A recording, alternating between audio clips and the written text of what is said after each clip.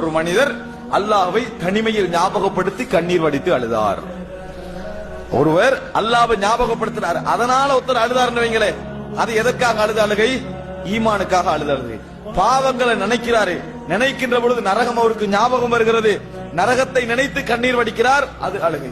சொர்க்கத்தை நினைக்கிறார், சொர்க்கத்தை நினைக்கிற நேரத்தில் தான் செய்த அமலுடைய எண்ணிக்கை ஞாபகம் வருகிறது, நம்மளுக்கு கிடைக்காமல் போய்விடுமோ என்று நினைக்கிறார், அது ஈமானிய இன்பம். ஒரு மனிதனுக்கு ஒரு 10 ரூபாய் 20 ரூபாய் தர்மம் செய்யறாரு, செய்துவிட்டு யா அல்லாஹ் என் பாவங்களை மன்னித்து விடு என்று உள்ளம் முருகுகிறார், அது ஈமானிய இன்பம்.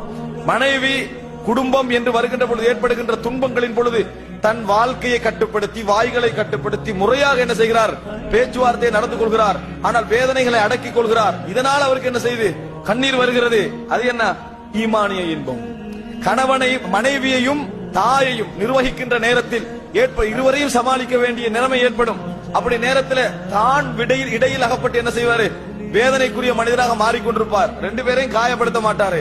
இதற்காக வேண்டி ஒருவர் அழுது அல்லாஹ்ட்ட என்ன செய்றார்? யா அல்லாஹ், தாய்க்காக வேண்டிதான் நான் இப்படி செய்யறேன்னு கூடிய கேட்கிறாரு, அது ஈமானிய இன்பம். அப்ப எதற்காக வேண்டி ஈமானிய இன்பம்?